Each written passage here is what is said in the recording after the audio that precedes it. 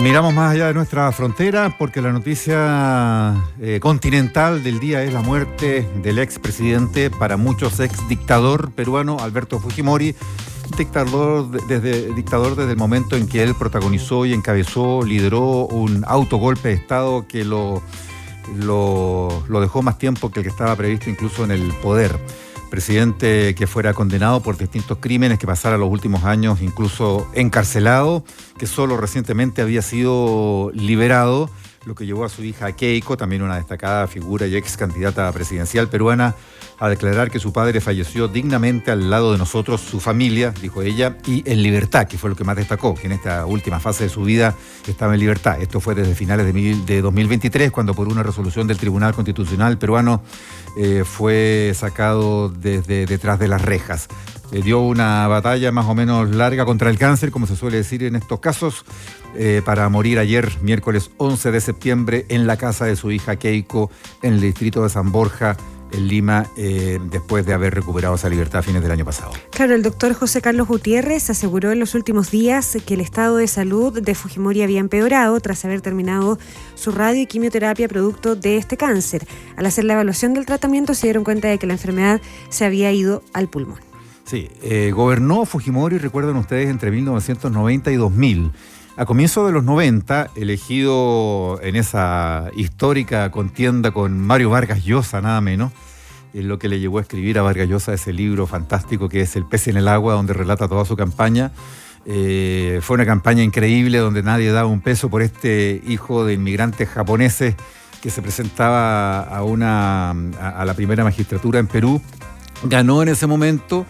Fue un primer gobierno que nadie cuestionó como ilegítimo, ni mucho menos. Fue el gobierno que llegó a ordenar Perú, a sanear su economía después del desastre. Muy potente en los 90, claro. Un programa económico que además sintonizaba mucho con los pasos que vivía Chile por esos años, y al lado de la cordillera, al otro lado de la cordillera por Argentina, con Menem, recuerden ustedes.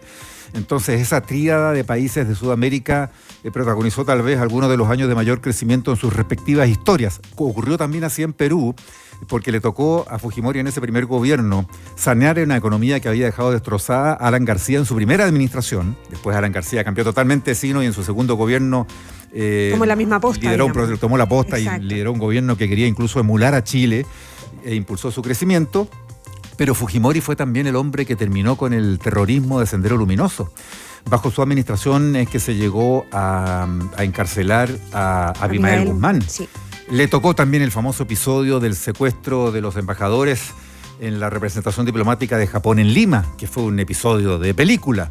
En fin, pero todo se fue de alguna manera al tacho cuando ese legado que pudo haber dejado bien impecable Fujimori, con cuestionamientos distintos, pero en general como una gestión que pudo haber sido ostentada como exitosa, deriva en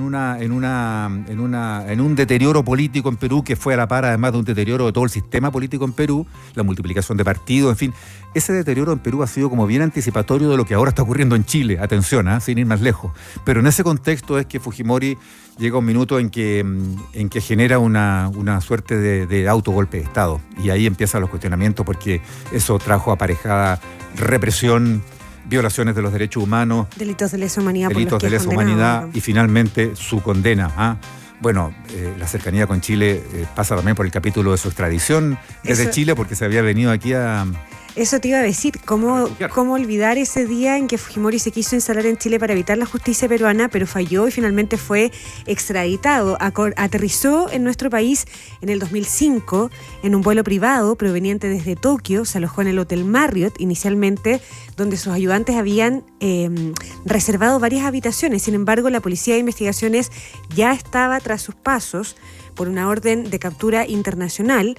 Va al hotel, lo saca de ahí y lo lleva, ¿te acuerdas, Mauricio?, a la escuela de gendarmería, sí, donde permanece detenido. De todas maneras, una maniobra que que sorprende a las autoridades chilenas, que genera un problema diplomático para nuestro país. Era canciller en ese entonces el demócrata cristiano Ignacio Walker, en el gobierno del expresidente Ricardo Lagos. La bomba diplomática no tardó mucho en explotar y ahí funcionarios de la Policía de Investigaciones juntaron las piezas y montaron el puzzle sobre el expresidente peruano. Pesaba una orden de detención internacional, lo sacan del Marriott y se lo llevan a la escuela de gendarmería. Y termina todo este capítulo, que también es de película, en una total extradición desde Chile a Perú, donde tiene que enfrentar a la justicia y donde tiene que enfrentar además la cárcel.